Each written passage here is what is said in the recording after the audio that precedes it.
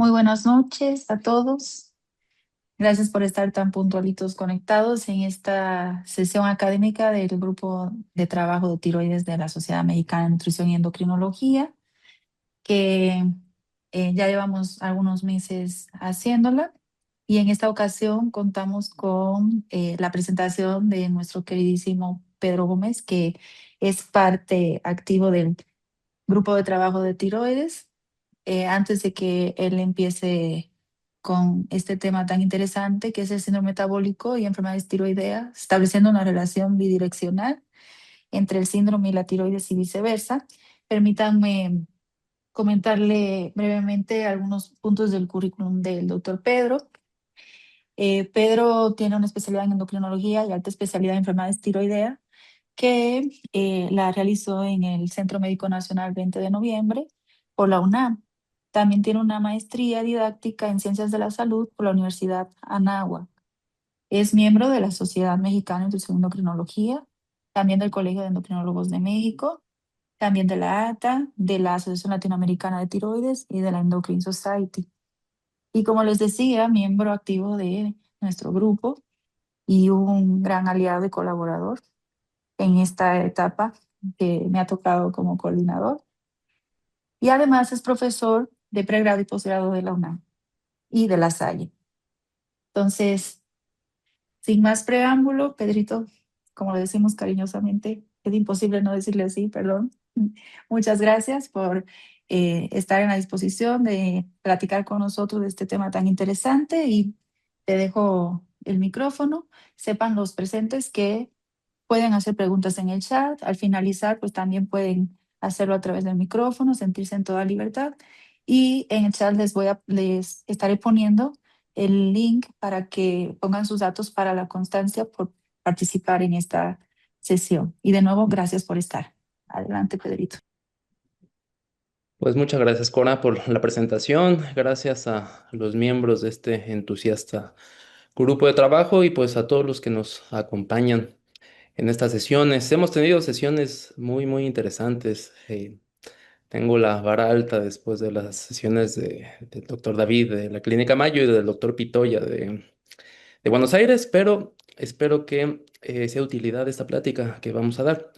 Pues vamos a hablar efectivamente de este tema que comentamos, de cuál es la relación que hay bidireccional entre las distintas patologías tiroideas y el síndrome metabólico.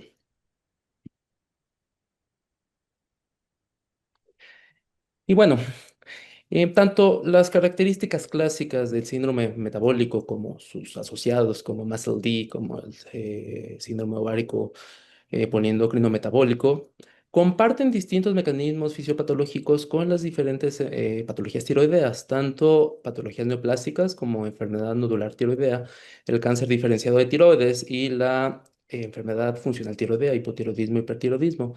Vamos a ir desarrollando a través de la plática que ambas patologías, bueno, ambos grupos de patologías van a compartir diferentes mecanismos desde resistencia a la insulina, un estado proinflamatorio que va a condicionar inflamación de bajo grado, disbiosis intestinal, este tema tan relevante que ha cobrado cada vez más importancia, estrés oxidativo, disfunción endotelial, y pues todo esto nos va a aumentar el riesgo cardiovascular, una de las principales causas de mortalidad y que en todo este grupo de patologías va a ser un factor importante que debemos analizar y que debemos disminuir.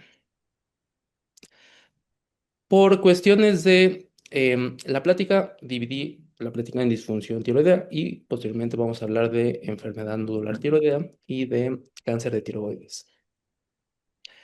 En cuanto a la disfunción tiroidea, hablando de patologías de hipotiroidismo y de hipertiroidismo, ambos extremos, ambas caras de la moneda, pues se asocian a aumento de riesgo cardiovascular.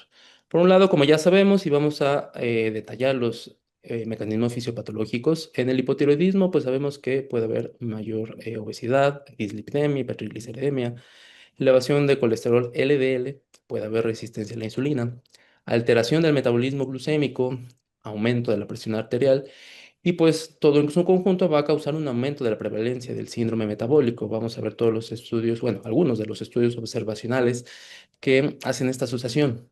Y por el otro lado, aunque el hipertiroidismo pues condiciona disminución de ciertos componentes del síndrome metabólico, pues hay una disminución de peso, hay disminución del nivel de colesterol LDL, de triglicéridos, pues va a haber otras condicionantes como pérdida de masa muscular, va a haber más resistencia a la insulina, va a haber alteraciones también del metabolismo glucémico por otros mecanismos. Y pues va a haber aumento de otras patologías cardiovasculares, como aumento de arritmias, un aumento global de riesgo cardiovascular y un aumento de la mortalidad. Vamos a ir desmenuzando la evidencia que hay en ambas caras de la moneda.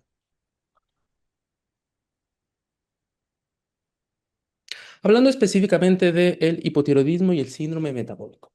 Tanto la enfermedad manifiesta un hipotiroidismo franco como un hipotiroidismo subclínico, ambos extremos de la enfermedad, pues va a haber un aumento del riesgo de síndrome metabólico. Y va a haber una relación bidireccional. También los componentes del síndrome metabólico aumentan el riesgo de patologías tiroideas.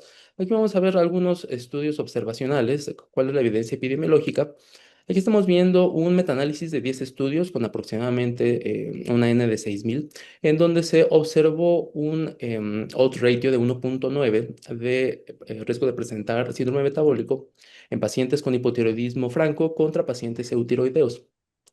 Va a haber una prevalencia del 29.4% de síndrome metabólico en pacientes con hipotiroidismo franco contra 16.2% contra pacientes eutiroideos. Por lo que ya sabemos, pacientes con hipotiroidismo franco van a tener alteraciones lipémicas, pueden tener más riesgo de obesidad y puede haber un aumento sobre todo de la presión arterial sistólica. Ahorita pasamos a la gráfica del medio, pero también pues la enfermedad subclínica también va a aumentar el riesgo de desarrollar síndrome metabólico. Aquí vemos esta corte prospectiva de un seguimiento de 6 años de 8.000 pacientes aproximadamente, donde se observó un hazard ratio de 1.2 para presentar síndrome metabólico. Aquí se vio una incidencia acumulada a 5 años de 24.7% de síndrome metabólico en pacientes con hipotiroidismo subclínico contra un 18.2% en pacientes sin hipotiroidismo subclínico, encontrando una asociación más fuerte en personas menores a 50 años, fue más pronunciada en mujeres, y pues una relación lineal en nivel dependiente de los niveles de TSH. Por otro lado, como mencionaba, también hay un riesgo contrario, bidireccional. Aquí vemos un metaanálisis que se publicó en 2024 de 33 estudios con más de 100.000 participantes de 14 países de diferentes etnias. Aquí vimos que el síndrome metabólico se asoció con un incremento significativo de presentar hipotiroidismo tanto clínico como subclínico, con un odds ratio acumulando las diferentes poblaciones de 1.6. Aquí vemos las diferentes etnias, fue su odds ratio, todos fueron estadísticamente significativos. Aquí vemos abajo, no vamos a profundizar en ellos, pero pues hay una robusta evidencia, sí es observacional esta evidencia, pero pues sí hay varios estudios en los que se asocia tanto hipotiroidismo y más evidentemente hipotiroidismo clínico con presencia de síndrome metabólico, contra hipotiroidismo subclínico, que también hay evidencia. Vamos a ir desarrollando los mecanismos fisiopatológicos que podrían explicar estas asociaciones. Vamos a hablar de un par de estudios hablando específicamente del componente de diabetes mellitus tipo 2 del síndrome metabólico, em, asociando trastornos tiroideos con riesgo de desarrollar diabetes tipo 2. Aquí vemos una evidencia de una corte alemana de 10 años que se publicó en el 2025, donde se incluyeron alrededor de 300.000 pacientes, se incluyeron mitad de pacientes con trastornos tiroideos, mitad sin trastornos tiroideos. De ellos, el 78% tenían hipotiroidismo y el 22% tenían hipertiroidismo. Se hizo un emparejamiento tratando de matchar tanto la edad, el sexo y otros componentes de de otros componentes del síndrome metabólico, y se hizo un seguimiento de 10 años. Aquí observamos de forma interesante estas curvas de Kaplan-Meier de la incidencia acumulada de diabetes mellitus tipo 2. En el panel superior vemos la curva de hipotiroidismo y en el panel inferior la de hipertiroidismo. Vemos que en la de hipotiroidismo hubo una incidencia de 9.6% de diabetes comparado con 7.2% en pacientes eutiroideos.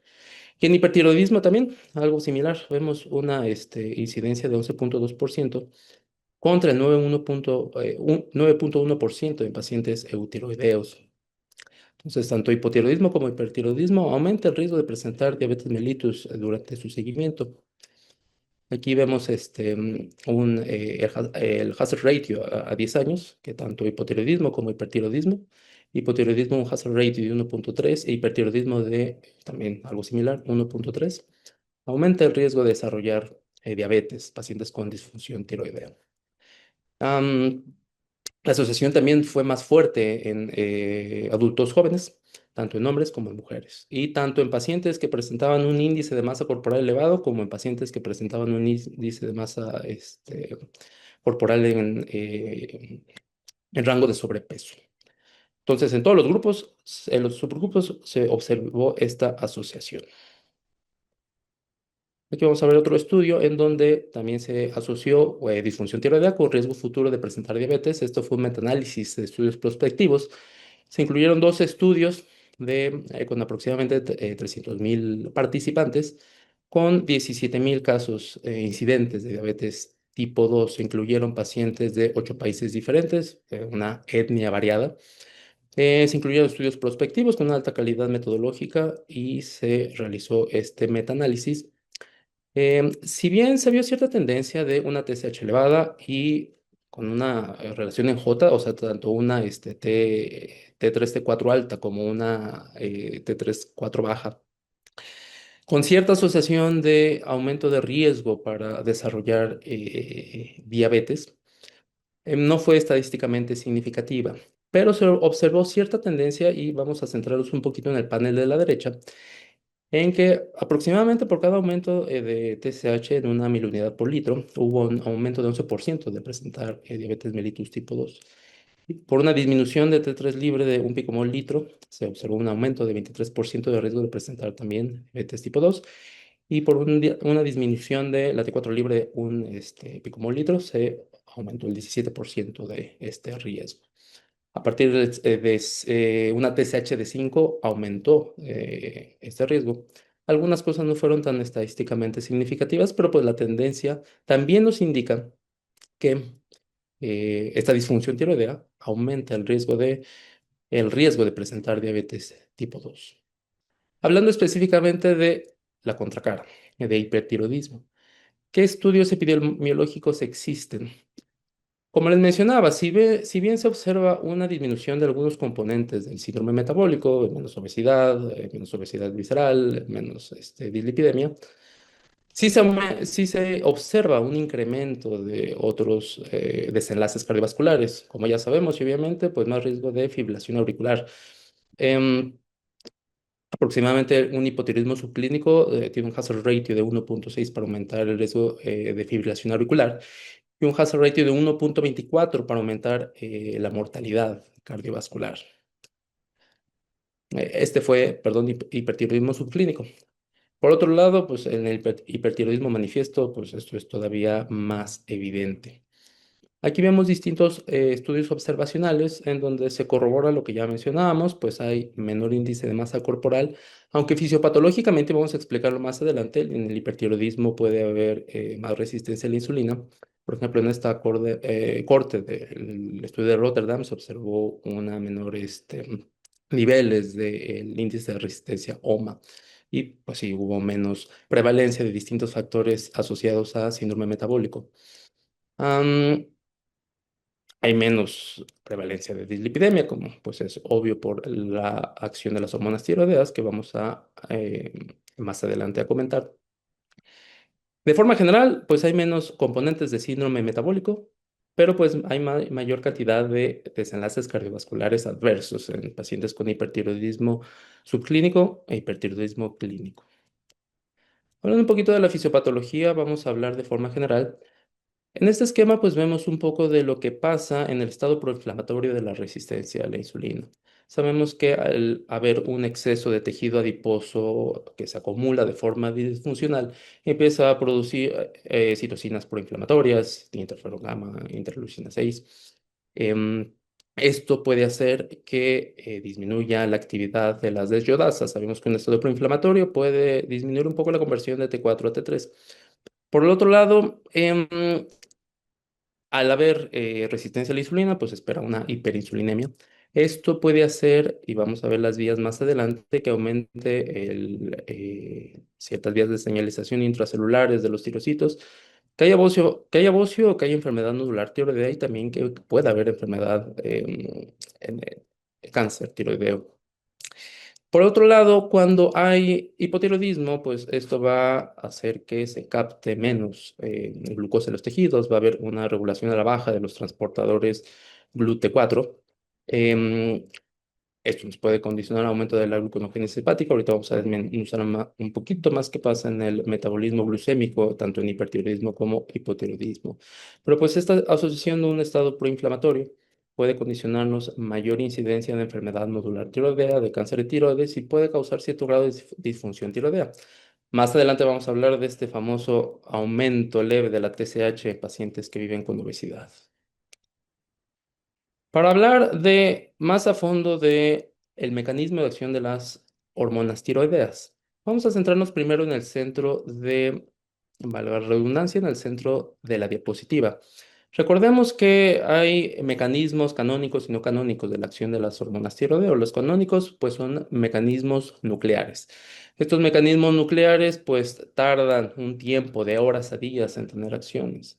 Pero pues también hay vías no canónicas en mecanismos no nucleares. Sabemos que pues las hormonas tiroideas, tanto T4 como T3, pueden tener acciones que no están influenciadas por su acción directa en su receptor nuclear. Aquí se puede ligar a receptores de membrana, como receptores integrina alfa B beta 3, que es el principal, otros receptores extracelulares, algunos acoplados a proteína G, y estas activan vías de señalización intracelular, fosfatidilidioxidroesquinasa KT, MAPsinasa, amipesinasa, la sintetasa de óxido nítrico. Y esto tiene efectos más rápidos, que pues, tiene acciones en segundos, en minutos. Por un lado, las vías nucleares que tardan más tiempo en hacer, en tener sus acciones. Aquí, pues, explica principalmente el aumento de la contracción del músculo cardíaco, la mayor producción de cadenas pesadas de miocina, mayor contractilidad ventricular y aumento de la señalización de las vías adrenérgicas, sobre todo la beta 1.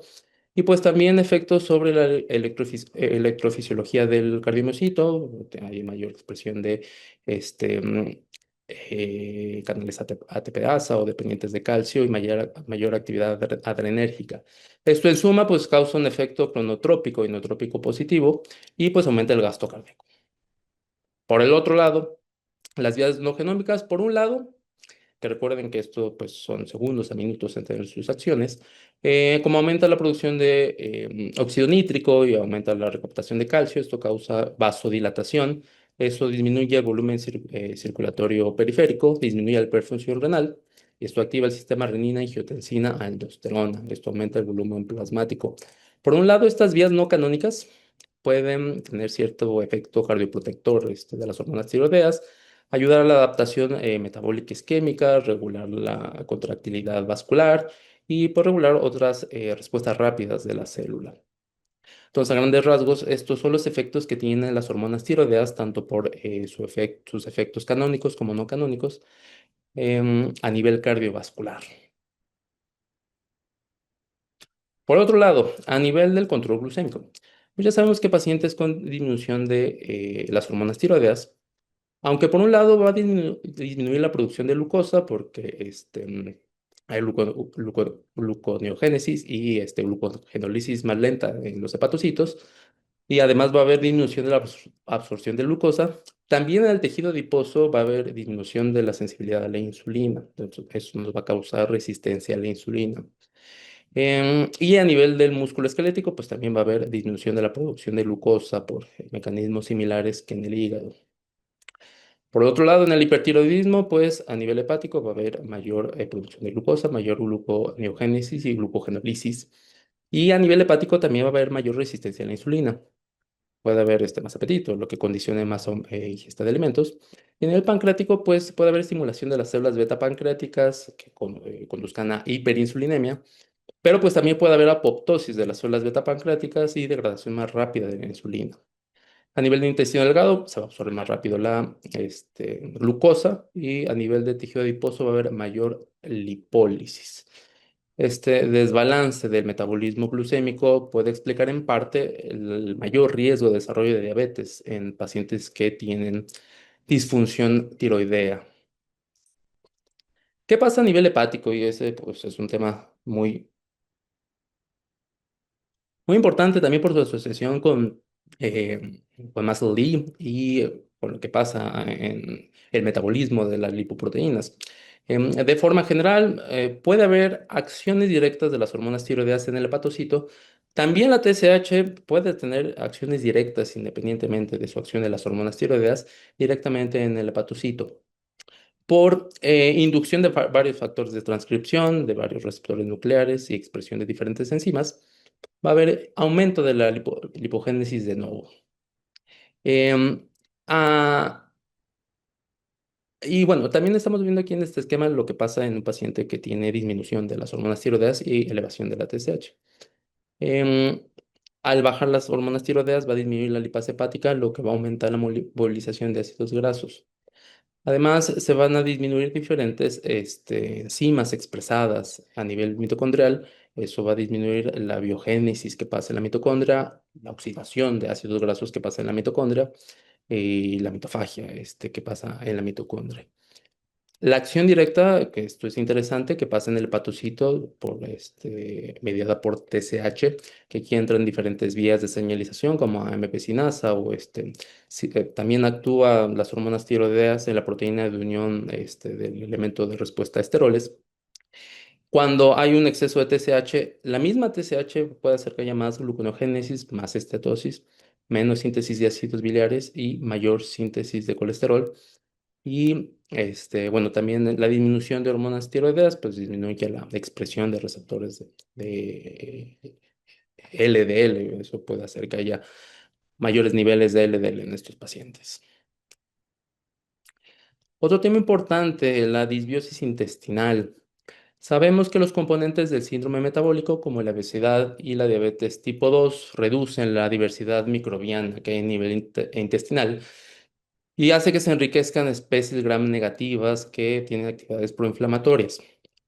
Además, puede haber aumento de la permeabilidad intestinal. Esto permite que se transloquen ciertos poliliposacáridos de las bacterias hacia la circulación sistémica. Va a haber a nivel intestinal una inflamación crónica de bajo grado y mediante la activación de los receptores Toll-like. Y esta inflamación sistémica que viene desde el intestino, pues puede alterar a diferentes niveles la función tiroidea. Por un lado, va a haber pérdida de la tolerancia inmune, va a haber un desequilibrio de las células T reguladoras y las células TSH17, favoreciendo la pérdida de tolerancia inmunológica. Esto pues va a hacer que haya mayor predisposición a enfermedades autoinmunes tiroideas, tanto tiroides de Hashimoto como enfermedad de Graves. Por el otro lado, pues esto también va a influir un poco este ambiente proinflamatorio en el cáncer de tiroides. Va a actuar de forma sinérgica y va a reducir el umbral de las células neoplásicas para que éstas se pueden, de las células para que éstas se transformen en células neoplásicas. Y pues el ambiente proinflamatorio pues va a hacer que haya más macrófagos inflamatorios, los M2. Y esto también va a ser cierto escape inmunológico que también nos condicione mayor riesgo de enfermedades autoinmunes. Todo esto va a hacer que aumente la inflamación de bajo grado. Esto lo menciono de una vez, también lo vamos a repasar un poquito más adelante cuando hablamos de neoplasias tiroideas, pero pues todo esto en conjunto va a hacer que haya alteración del microambiente tiroideo, un aumento de posibilidad de enfermedades autoinmunes y mayor proliferación celular, angiogénesis y por riesgo de progresión tumoral que aumente el riesgo de neoplasias tiroideas. Esto pues lo conocemos muy bien y lo vemos muy frecuente en consulta, pues el efecto que tiene el hecho de que un paciente viva con obesidad sobre la TSH. Este es un estudio que se hizo en 2015 en donde se analizó en 800 pacientes con obesidad que tenían un índice de masa corporal por arriba de 30, no tenían enfermedad tiroidea conocida, no se habían sometido a cirugía bariátrica. Se correlacionó los niveles de TSH con los niveles de leptina. Aquí vemos las curvas del coeficiente de correlación de Pearson. en donde se observó que hubo una correlación de la TSH con el índice de masa corporal y una correlación de la TSH con la leptina. Sabemos que estos pacientes que viven con obesidad, que empiezan a tener más tejido adiposo disfuncional, en las alteraciones de las adiposinas que existen, pues va a haber más leptina, va a haber resistencia a la leptina. Y pues eso nos explica parcialmente este posible mecanismo que puede existir en pacientes que viven con obesidad y que tienen aumentos leves de los niveles de TSH, esta hiperleptinemia. Em, Se observó que pacientes que tenían más índice de masa corporal y más leptina tenían niveles más altos de TSH. Y pues esto se puede explicar mecanísticamente, porque el adipocito disfuncional pues, va a producir más leptina. Esta leptina va a actuar en el núcleo paraventricular a nivel hipotalámico, va a hacer que se libere más TRH, esto va a hacer que se libere más TSH. Probablemente no repercute tanto esto en la función tiroidea, podría tener un efecto adaptativo de mayor termogénesis, mayor gasto energético, pero pues sabemos que realmente esta TSH no repercute de forma significativa en la función tiroidea, pero pues explica que muchos pacientes que viven con obesidad llegan con TSH discretamente elevadas, que no va a requerir un tratamiento con levotiroxina. Generalmente esta elevación va a ser reversible cuando el paciente pierda porcentaje de grasa corporal. Hablando un poco y sobre todo la asociación que mencionaba hace rato de MASLD con hipotiroidismo, con hipotiroxinemia sí, con niveles bajos de hormonas tiroideas en el hepatocito. Aquí se hizo un metaanálisis de 28 estudios que se publicó en 2024 con muchos pacientes, aproximadamente 76 millones, en el que se buscó la relación que había entre presencia de hipotiroidismo primario con qué tan severo era el muscle leakage en el paciente, si ya llegaba a MASH o si tenía presencia de fibrosis. Se observó que el hecho de tener hipotiroidismo aumenta con un odds ratio de 1,43 el riesgo de tener MASH o de tener un nivel de fibrosis F2. Mientras más severa era la enfermedad, pues más mientras más severo el hipotiroidismo, más severa más alto era el porcentaje de presencia de MASH o de fibrosis F2. Como conclusión, pues los pacientes con hipotiroidismo tienen 3 veces más riesgo de presentar MASH o fibrosis significativa. Y esto fue independientemente de otros factores metabólicos, de obesidad o de presencia de otros componentes del síndrome metabólico. Esto pues se explica por los mecanismos que ya mencionamos que tienen las hormonas tiroideas sobre el hepatocito. Ahora, no hay mucha evidencia al respecto, pero bueno, no me voy a meter mucho en el tema del resmetirón, que sabemos que pues, es un análogo de hormonas tiroideas que se ha visto que tiene utilidad en MAFLD y en NASH. Pero el uso de levotiroxina, ¿qué tan útil es para disminuir la progresión o el riesgo de MAFLD o de MASH? Em, no hay mucha evidencia al respecto. En realidad, está este estudio de 2017 en el que en realidad se hizo un análisis post-hoc de otro ensayo clínico, que tenía otros objetivos, pero pues se hizo este subanálisis con 363 pacientes con hipotiroidismo subclínico, que 33 tenían un hipotiroidismo subclínico con TSH mayor a 10, 330 con menor a 10, y los que tenían TSH mayor a 10 todos recibieron levotiroxina. Los que tenían hipotiroidismo subclínico se dividió en pacientes que recibieron levotiroxina y pacientes que no recibieron levotiroxina. Se siguieron a 15 meses y pues se observó sobre todo hallazgos en ultrasonido y hallazgos en enzimas hepáticas. ¿Qué se observó? En pacientes con hipotiroidismo significativo, que todos recibieron levotiroxina, hubo una reducción de la prevalencia de este MAFLD de 48,5% a 24,2% y una disminución de la ALT.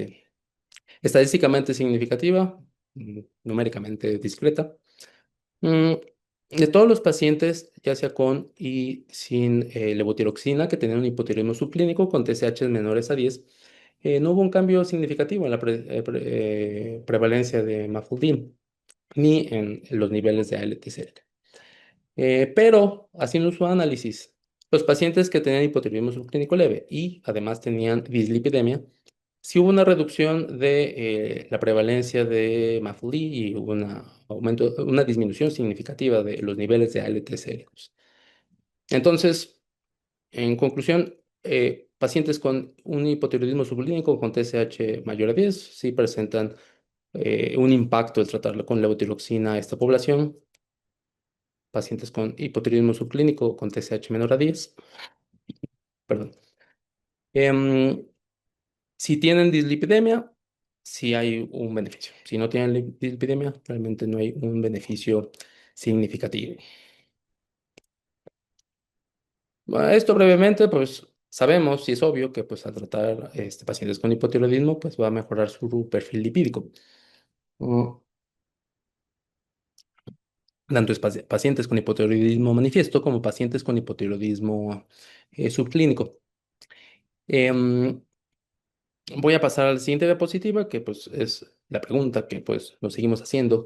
El impacto que tiene el hipotiroidismo subclínico en riesgo cardiovascular y el impacto de ese riesgo cardiovascular, la disminución de ese riesgo cardiovascular que hay al recibir tratamiento con levotiroxina. Este es uno de los estudios con más seguimiento que es hecho una corte poblacional en Reino Unido del 98 a 2019, con aproximadamente 150.000 participantes con hipotiroidismo subclínico. Se comparó los tratados con levotiroxina contra los que no estaban recibiendo levotiroxina. Se hizo un emparejamiento por edad, sexo, duración del hipotiroidismo subclínico. Y se hizo un seguimiento corto, es la desventaja, que fue de 1,6 años. El desenlace primario, que era el MACE de 3 elementos, hubo una reducción relativa del 12% de presentar algún evento cardiovascular mayor, con un hazard ratio de 0,88, em, comparando 12,8 por ciento pacientes que presentaban levotiroxina, 13,9% sin tratamiento. Que pues esto es algo discreto, la diferencia que hubo entre los dos grupos. Lo que sabemos, y vamos a analizar un poquito más adelante, es que pues este beneficio es mayor en pacientes de menores de 65 años. En este estudio pues se hizo el corte en 70 años y que también se vio esa tendencia, que el beneficio de tratar hipotiroidismo subclínicos en cuanto a los desenlaces cardiovasculares es mayor en pacientes jóvenes y es menor en pacientes de edad avanzada. Este es otro estudio que se hizo específicamente, bueno, fue una revisión sistemática y un metaanálisis publicado en 2024, en el que se analizó si había algún beneficio en desenlaces cardiovasculares en pacientes mayores tratados con levotiroxina.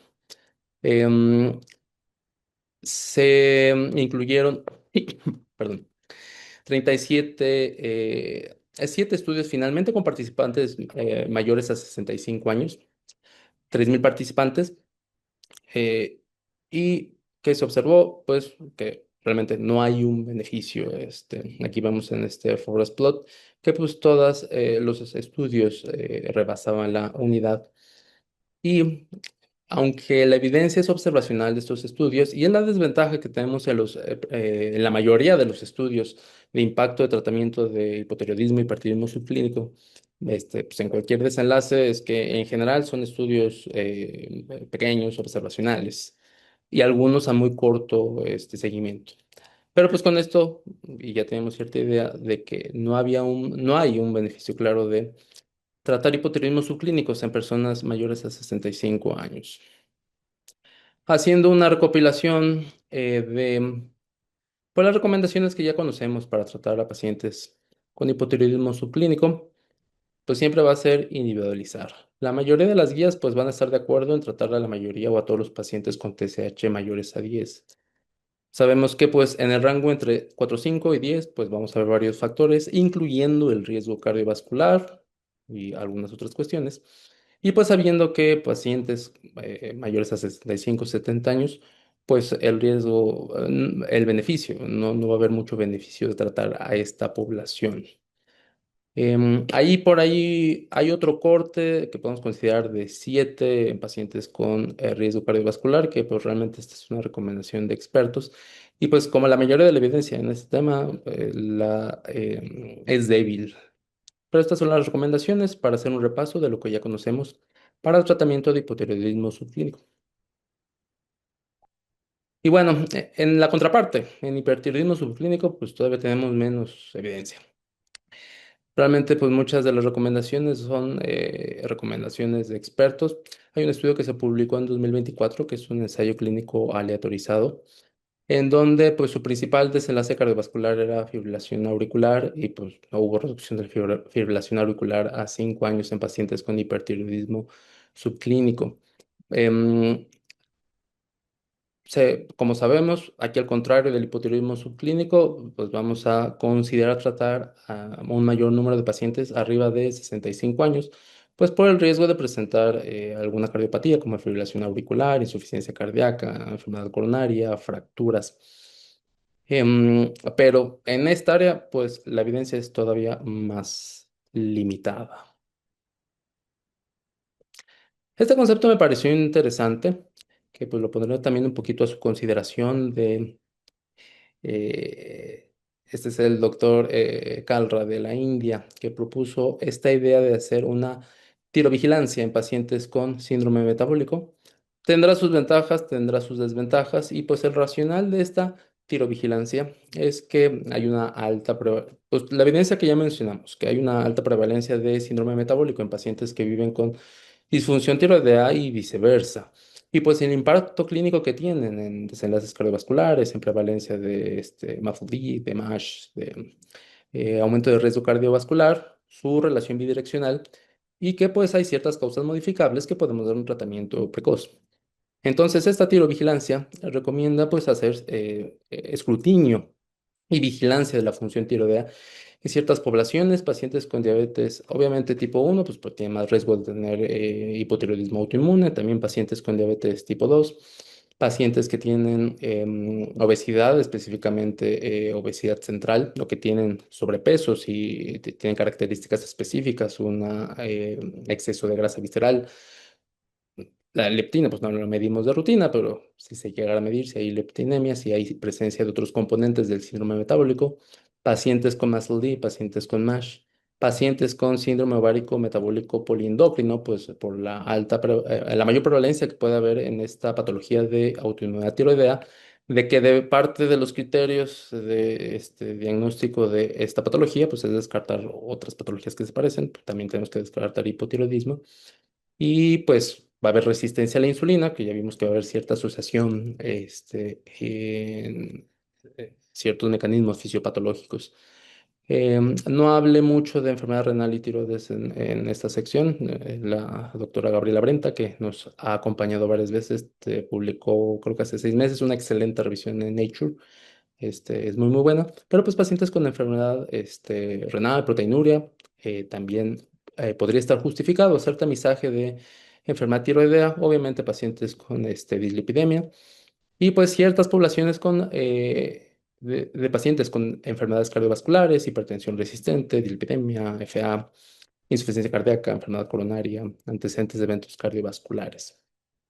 Entonces, pues sospechar que puede haber esta relación bidireccional, la TSH, como ya sabemos, como prueba de escrutinio inicial, y pues tratar según las guías y hacer un monitoreo después de empezar el tratamiento, si es que lo empezamos.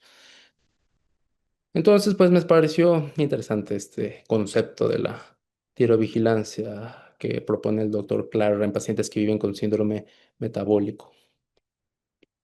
Vamos a hablar ahora de neoplasias tiroideas y síndrome metabólico. No voy a ahondar mucho, pero pues ya conocemos lo que ha pasado con la epidemiología del cáncer de tiroides, que pues ha aumentado exponencialmente su incidencia sin haber aumento de la mortalidad ni de formas más agresivas, pero pues hay un aumento franco en la incidencia de pacientes que tienen este cáncer de tiroides. Hemos detectado mucha enfermedad subclínica, por eso pues están surgiendo metodologías como la vigilancia activa.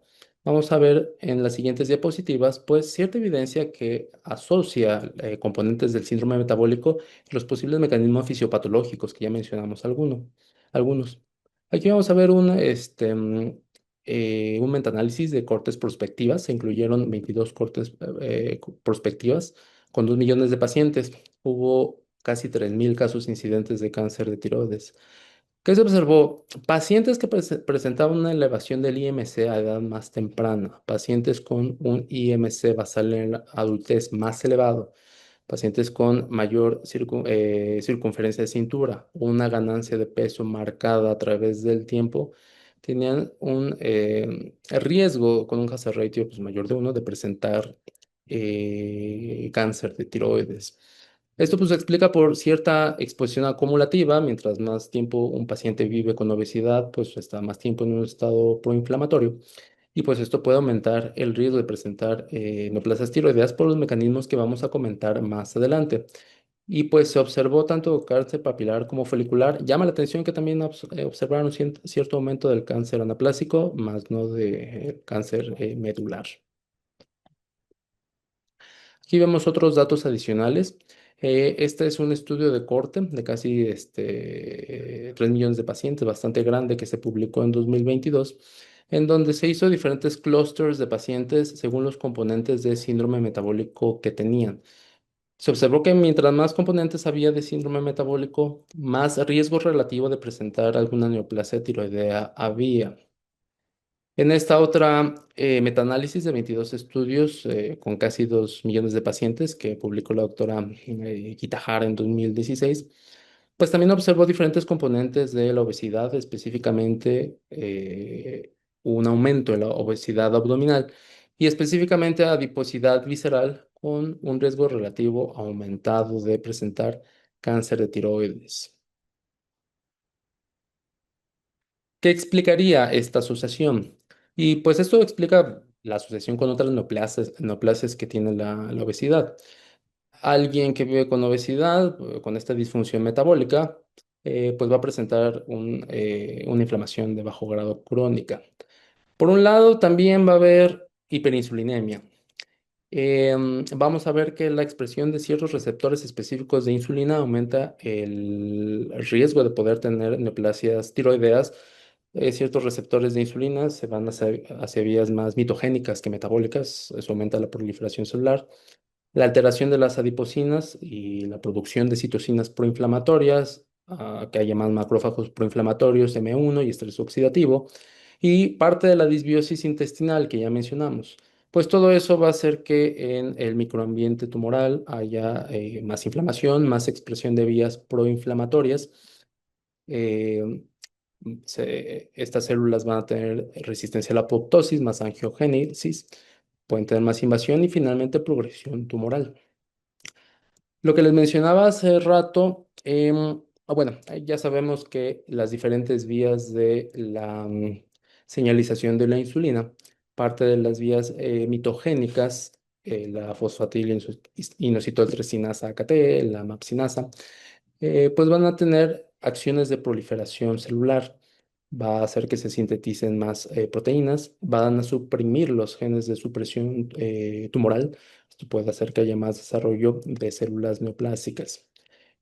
Además, pues también las vías de señalización, sobre todo a través de RAS que hay del receptor de IGF-1 y los receptores híbridos que tienen, son heterodímeros, que tienen una parte del receptor de insulina y otra parte del receptor de IGF-1, van a ser más susceptibles a estimular esta vía de RAS y que pues haya menos apoptosis y más proliferación celular.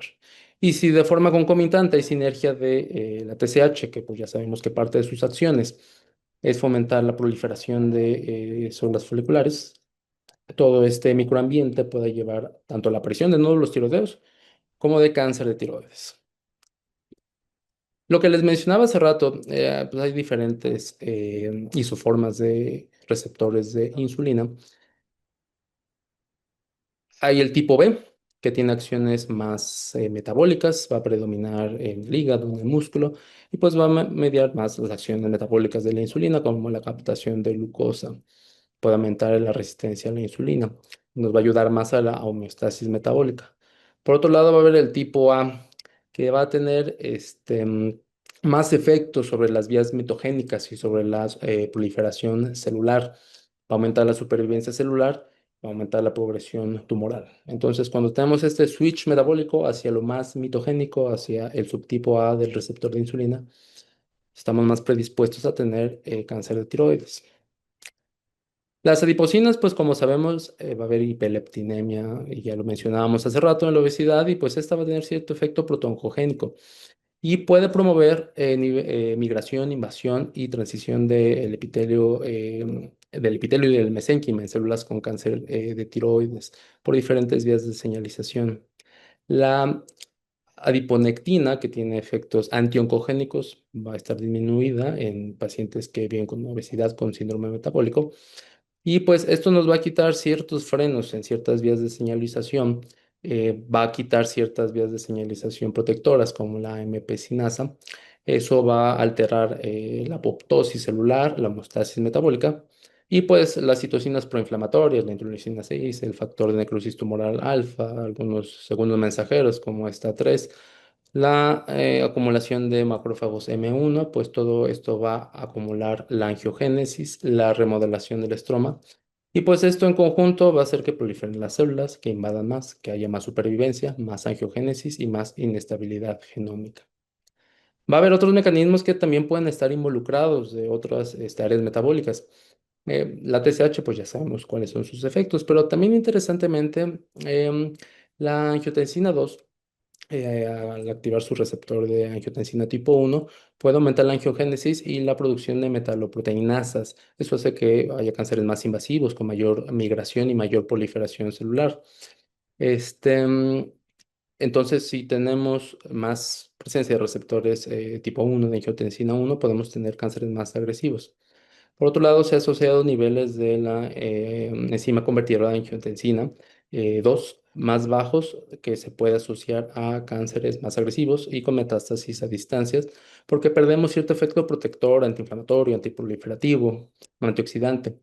Y pues obviamente la producción de especies reactivas de oxígeno hace que haya más proinflamación, más estrés oxidativo, daño del DNA, proliferación celular y apoptosis.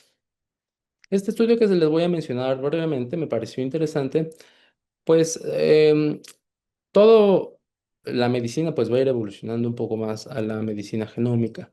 Aquí vemos un análisis de transcriptómica, pues todo lo ómico es lo que está cobrando más relevancia. Y hay grandes bases de datos, bueno, más de que de datos es de tejidos. Se almacena sangre o tejido de pacientes con diferentes patologías. En este caso, pacientes con diabetes, que viven con diabetes y pacientes que viven con cáncer de tiroides, tanto sangre de pacientes que viven con cáncer de tiroides como tejido de sus cánceres. Aquí se hizo, bueno, están estos pools de sangre y de tejido y se puede hacer análisis, si se requiere así la investigación, de el DNA en este caso el RNA mensajero, que tienen esas muestras.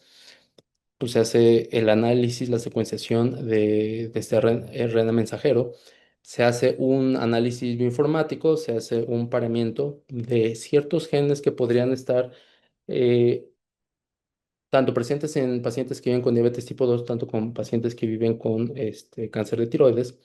Y pues este estudio encontró 28 genes que están presentes en ambos con significancia estadística. Aunque la aplicación pues, de estos datos aún es limitada, pues es interesante saber que la medicina de precisión pues va orientado hacia eso. En cáncer de tiroides pues ya tenemos muy bien conocida la genética y tenemos tratamientos específicos. Estos datos genéticos pues nos puede servir como datos de predisposición en pacientes que tienen ambas patologías. Y bueno, el pronóstico cambia en pacientes que viven con cáncer de tiroides y que además viven con diabetes mellitus. Algunos estudios sugieren que pacientes que viven con diabetes tipo 2 tienen mayores características de agresividad al diagnóstico, mayor extensión extratiroidea o metástasis ganglionares. También se ha observado que hiperglucemia en ayuno, niveles más altos de índice de resistencia a OMA, aumentan el riesgo de una recurrencia temprana y que pacientes que viven con diabetes tipo 2 tienen más tasas de metástasis ganglionares. Entonces, se ha identificado en algunos estudios la diabetes tipo 2 como un factor independiente para mortalidad específica por cáncer de tiroides en análisis multivariados. Entonces, es importante saber que pacientes que con diabetes tipo 2 pueden tener cánceres de tiroides más agresivos. Un comentario breve que pues ya eh, conocemos que este temor que hay sobre los análogos de incretinas en pacientes que viven con síndrome de ovario metabólico y que además tienen riesgo o ya tuvieron algún carcinoma de tiroides, pues ya sabemos que la hiperplasia de células C o los cánceres medulares se presentaron principalmente en modelos murinos, que los humanos tienen escasa expresión de receptores de análogos de GLP-1 de GLP-1 en células C, y que por la evidencia actual pues, no nos muestra que haya un aumento causal de cánceres de tiroides en pacientes que usan análogos de incretinas. Aquí vemos un metaanálisis de 94.000 pacientes en los que estaban usando tanto semaglutida como tirzepatida, y pues no se observó aumento de ningún cáncer, incluyendo cáncer de tiroides. Y este estudio más chiquito pero interesante, pacientes que estaban en vigilancia activa, que tenían un carcinoma papilar de tiroides de bajo riesgo, sin características de riesgo que podrían mantener en vigilancia activa, que estaban usando análogos del receptor de GLP-1, tanto semaglutida como tirzepatida. Se hizo un seguimiento de 5.5 años. En estos pacientes pues, no se observó pues, ningún cambio, ningún aumento de tamaño, ni cambios en la decisión terapéutica de estos pacientes. Entonces, pues es seguro usar estas herramientas en pacientes que viven con obesidad, que ya vimos que pues, la fisiopatología del síndrome metabólico pues, va a fomentar la presencia de distintos cánceres. Entonces, ¿cómo podemos integrar esto al momento de abordar un paciente que tiene síndrome metabólico y cáncer de tiroides? Pues como en cualquier otro paciente, hacer un abordaje metabólico integral. Si nos llega un paciente por cáncer de tiroides, pues no dejamos de ver su glucosa, su riesgo cardiovascular, eso hacerlo de forma más consciente. En la estratificación de riesgo, pues tal vez considerar los componentes del síndrome metabólico no se incluyen en el sistema de riesgo de recurrencia de la ATA o en otros sistemas, pero podría ser algo que tendremos que incluir viendo la evidencia que puede haber cánceres más agresivos en estos pacientes.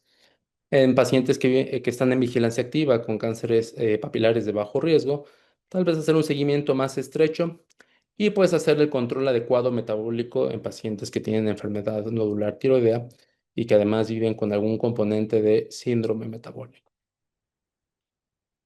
Y bueno, para concluir, em, como ya mencioné, pues la enfermedad tiroidea y el síndrome metabólico tienen una relación bidireccional por estos mecanismos fisiopatológicos de resistencia a la insulina, inflamación crónica de bajo grado, la disbiosis intestinal que cada vez cobra más importancia.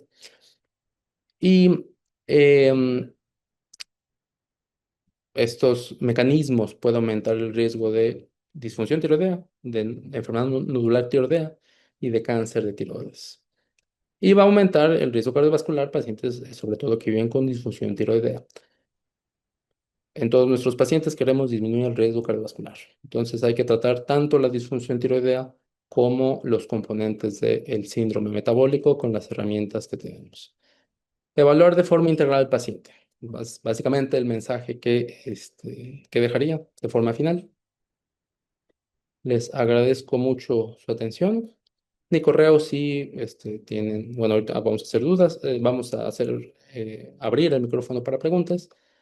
Y nada más para acabar, pues para los que no forman parte del grupo de trabajo de tiroides, dos comerciales, vamos a tener nuestro foro anual internacional de expertos en tiroides el 14 y 15 de agosto aquí en Ciudad de México. Y antes del foro va a ser el taller de ultrasonido de tiroides y de biopsia por aspiración con aguja fina, que el doctor Luis Felipe Sánchez va a ser, como siempre, el gran titular de este curso. Solo esos dos comerciales. Muchas gracias, Pedro, por tan completa plática donde abordaste pues todos los aspectos metabólicos relacionados a las enfermedades tiroideas y por tu amable participación y también recordatorio de este nuestro foro y este taller para todos los que estén interesados. Si hay preguntas, recuerden que pueden escribirla en el chat y también pueden abrir su micrófono y hacerla. En el chat, mientras se animan, tenemos ya una pregunta del doctor Cisnero. ¿La quieres decir, Carlos, o prefieres que yo la lea? También yo la Gracias, creo. Clara. Buenas noches a todos. Si quieren, Va. Buenas noches, Carlos. es más Perdón. para entender el contexto. Me costó un poquito de trabajo para darle el enfoque, Ujú. que hoy en la parte práctica, pues tenemos pocos índices así objetivos para evaluar el efecto de hormonas tiroideas, casi todos enfocados a la sensibilidad a nivel central o más al eje hipotálamo hipófisis. Y hay algunos estudios ahorita con lo de MASLD o algunos índices experimentales que tratan de evaluar esta función a nivel periférico. Quizás a lo más que llegamos son algunos marcadores bioquímicos. Entonces, de estos biomarcadores, ¿hay alguno que tú recomendarías así a nivel clínico? Colesterol, otros globulinas, hormonas sexuales. ¿Hay alguno que es, bueno, de acuerdo a la evidencia o lo que he encontrado o en la práctica clínica, tú nos recomendarías para evaluar dirigido a la sensibilidad periférica? O sea, estamos, por ejemplo, en un contexto de un paciente con disfunción tiroidea que tal vez está en tratamiento sustitutivo o que está recién diagnosticado y que quieres evaluar cómo está impactando esa falta de hormonas tiroideas a nivel sistémico, entiendo. Digamos que en el escenario, bueno, hoy en día todavía le damos mucha ponderación a la TSH y decir Ujú. está normal y está eutiroideo, a pesar de que sabemos que existe esa posibilidad de que haya un hipotiroidismo tisular, ¿no? Tisular. O algo Ujú. enfocado. Sí, claro, bueno, yo creo que pues de forma cotidiana, pues lo que tú mencionabas, pues vemos los niveles de lípidos, vemos la clínica del paciente que sabemos que pues puede ser muy inespecífico, globulina de unión a hormonas sexuales. Y de forma de investigación, supongo que debe haber. No sé de alguno que esté disponible y digo, si algún otro miembro del grupo tiene conocimiento y nos quiera compartir. Pero bueno, sí, sí es un tema interesante. Otro tema interesante es que aunque la TSH, pues efectivamente es de nuestros principales marcadores indirectos a nivel central de cuántas hormonas tiroideas estamos teniendo, de que también sustituido está el paciente, hay estudios que están hablando de polimorfismos que pueden condicionar variaciones de los niveles normales fisiológicos de TSH como del tirostato. Entonces, pues sí, la TSH, aunque es algo altamente sensible, específico y pues los laboratorios son de muy alta sensibilidad, pues estamos descubriendo más cosas de ella, como esta TSH individual genéticamente que podemos tener. Pero, pero sí, no sé si alguien más del grupo tenga alguna otra información de lo que pregunta Carlos.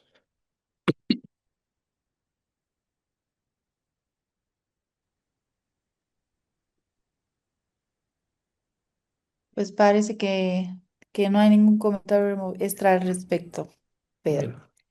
Yo quiero preguntarte algo. Ujú. Si nos basamos en todo esto, esta información que nos ha compartido esta noche, enfocándonos principalmente en el contexto de la obesidad y lo que nos explicaba sobre la resistencia a la leptina y la hiperleptinemia y cómo esto impacta en el perfil tiroideo y que se eleve la TSH y todo eso. Tenemos muchas veces que nuestros pacientes que tienen obesidad y presentan un perfil tiroideo de hipotiroidismo subclínico, pues regularmente relacionan y asocian su dificultad con el peso a este perfil. Tengo ahí dos cosas que me gustaría que enfatizaras. En ese contexto, ¿recomendarías dar tratamiento de levotirosina para nivelar el perfil en ese contexto del paciente con obesidad y que probablemente hipotiroidismo subclínico y que probablemente se deba a esta fisiopatología? Y el segundo punto es aclarar si ahí quién es primero, el huevo o la gallina, como dice en el refrán, ¿no? O sea, ¿cuál sería la perspectiva adecuada, ¿no? La interpretación adecuada de este paciente. Sí, claro, hay que hacer una evaluación integral, analizar otras cosas, la sintomatología. Perdón, estoy saliendo de una infección de vías aéreas. ya se había tardado la tos posinflamatoria. Esto, pero pues ver otros factores, ver si tiene datos de autoinmunidad tiroidea, si tiene anticuerpos antitiroperoxidasa.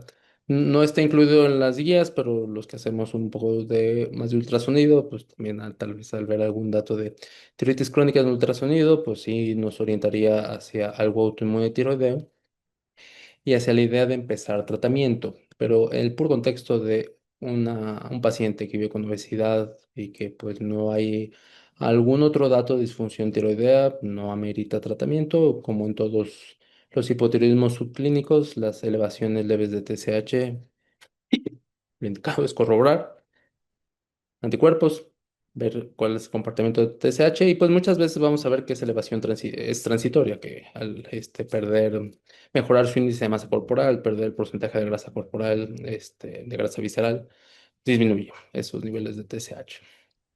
Muchas gracias, Pedro. El El doctor doctor Raúl Calzada, Calzada ajá, tiene la tiene mano una... levantada, si nos quiere compartir.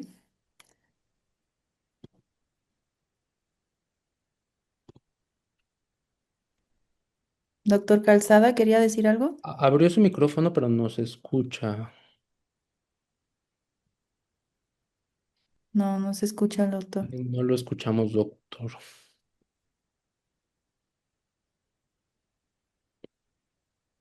Mm, mm.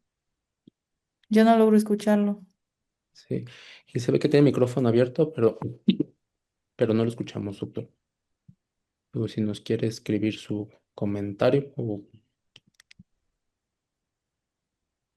No sé si alguien más tenga algún comentario o alguna pregunta. En lo que vemos si el doctor Raúl Casada se puede activar su micrófono y si puede darnos su comentario. Pedrito, ¿qué nos diría? Ah, el doctor José Roberto levantó la mano. Adelante, doctor. ¿Qué tal, doctor? Hola, buenas noches. Buenas Qué noches. buena plática y una super revisión, Pedro, Gracias, muy extensa, ¿eh? En cuanto a doctor. la elevación de TSH en sobrepeso y en obesidad, se ve sobre todo en obesidad extrema, y las elevaciones de TSH no son tan altas, son levecitas. Eso puede hacer alguna diferencia, sí, técnica. Y pedir ultrasonido, yo creo que vamos mejor con anticuerpos antes de. Porque sí, es súper operador dependiente, hay que tener mucha experiencia y la confundidera es tremenda, creo, ¿eh? Estoy de acuerdo, doctor. A veces lo menciono, una vez la doctora Brenta sugirió la idea y el doctor, no recuerdo si el doctor Luis Felipe, si está por aquí, me puede desmentir o corroborar, pero definitivamente es muy operador dependiente. Si no se hace su ultrasonido de forma o por alguien con experiencia en ultrasonido y en ver enfermedad, tiroides crónica en ultrasonido, Sí, pues claro, no agregarlo, no tomarlo en cuenta, sí, estoy de claro. acuerdo. Gracias. Po- Por eso acudan al taller para que, para que nosotros pues No, sí, a lo digamos, que voy Coralis, es que, o sea, si te llega un ultrasonido de salud digna, pues a ver, o sea, yo creo que hay que ser un poquito prudentes ahí. O sea, quien lo hace bien, sin duda, ¿no? sí, De Pero acuerdo, si no, doctor. bueno, encuentras, te dicen hasta cómo está la función tiroidea con ultrasonido, y bueno, eso está súper cuestionable. De acuerdo, doctor. sí, doctor, de hecho. Ujú. Pedrito, ¿y algunas palabras finales, algún comentario final para cerrar esta sesión que tú nos quieras dar? Pues no, finalmente, como comentaba, ver como a todos los pacientes, al paciente de forma integral, abordar los componentes del síndrome metabólico, abordar la disfunción tiroidea y considerar que pacientes con síndrome metabólico pueden tener disfunción tiroidea o enfermedad nodular tiroidea y viceversa. Muy Ah, ya bien, mira, escribió ya el escribió. doctor. Ujú. ¿Quiere escribir? No, sí, adelante, Pedro. Ujú. Sí, me comenta el doctor Calzada. Algunos datos tras 50 años de ver pacientes menores a 18 años. El cáncer de tiroides no es más frecuente en obesos que en no obesos. En niños con hipertirotropinemia menor a 10 y sin patología tiroidea demostrable, sin tratamiento, la TSH se normaliza en 5 años, en el 92 al 98% a 8 años. Ninguno de estos pacientes desarrolla cáncer de tiroides. No tenemos ningún paciente con obesidad, diabetes 1 ni diabetes 2 que haya desarrollado cáncer de tiroides. A la vista de su evidencia, debemos considerar que en el periodo de transferencia haya que señalar el mayor riesgo de cáncer de tiroides. Pues podría ser, doctor, justamente uno de los estudios que comentaba habla un poquito de eso, del tiempo de exposición a obesidad, justamente pacientes que desde la infancia tuvieron, vivieron con obesidad, tenían más riesgo de cáncer de tiroides, justamente es este, mm, eh, pacientes que desde la niñez vivían con obesidad, en la adultez presentaron mayor riesgo de cáncer de tiroides. Un IMC elevado en pacientes jóvenes tiene un hazard ratio de 1.1. Pues sí podría explicarse por el ambiente o es la exposición crónica a esta inflamación de bajo grado.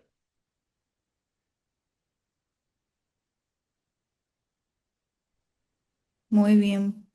Muchas gracias Pedro por esta participación. Gracias doctor Calzada y a los Gracias a que todos. hicieron sus preguntas y a todos los que están aquí presentes. Como siempre esperamos que estas sesiones pues sean de utilidad y de provecho para su práctica clínica y seguimos al pendiente para la próxima sesión el siguiente mes.